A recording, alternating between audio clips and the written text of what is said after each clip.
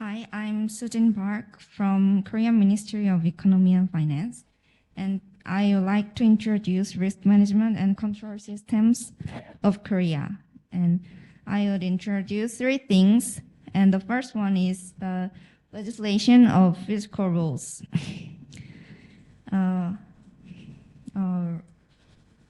Recently, Korea's fiscal environment has gotten worse, and especially after the year 2017 and through the COVID-19 period, the national debt has increased significantly.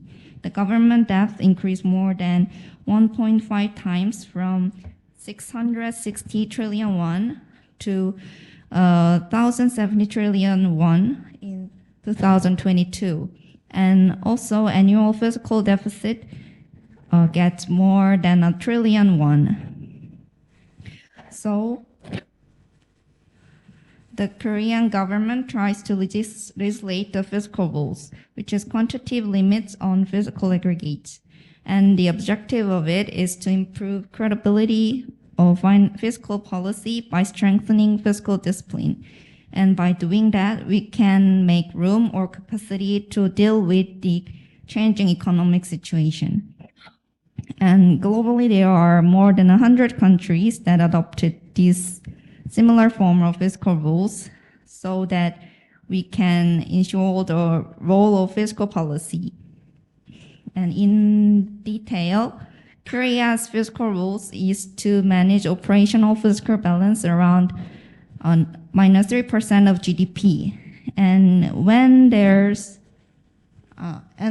the debt exceeds 60% of GDP, then the ceiling is reduced to minus 2% to ensure the fiscal soundness. And there are also escape clauses when there's a war or a large-scale disasters, or when there are significant risks of changes in economic conditions such as recession. But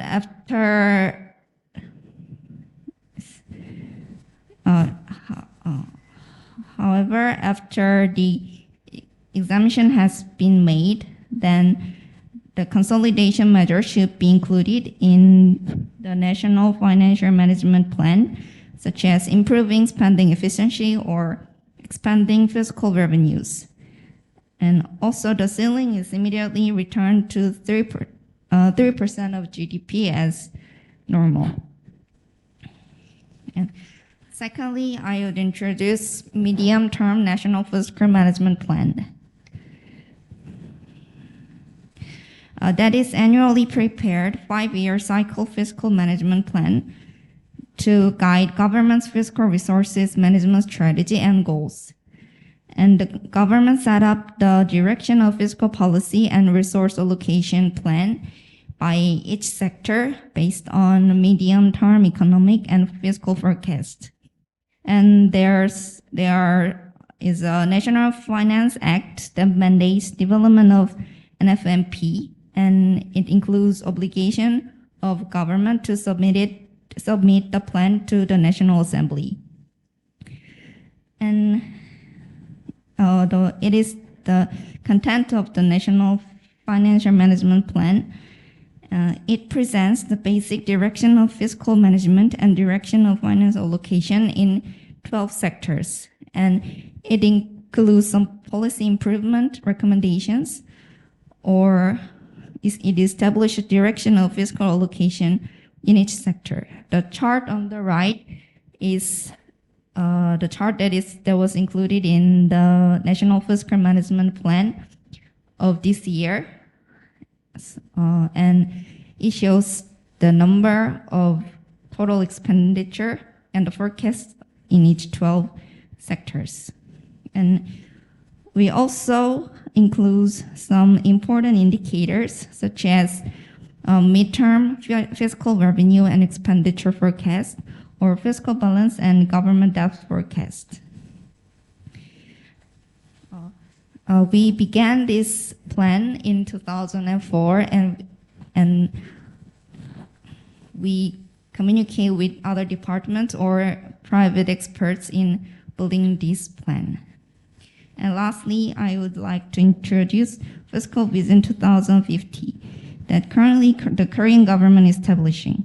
It is a long-run fiscal plan targeting 2050.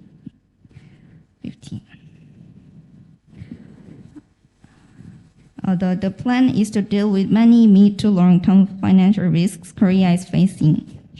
In expenditure side, the mandatory spending is growing, and Korea's population is aging rapidly. So the expenditure would grow rapidly, but in the revenue side, there's some difficulty in increased tax. So we have to deal with these fiscal long-run risks in Korea. Therefore, through the Fiscal Vision 2050, we are discovering preemptive reform tasks or strategies to cope with these structural changes and future risks.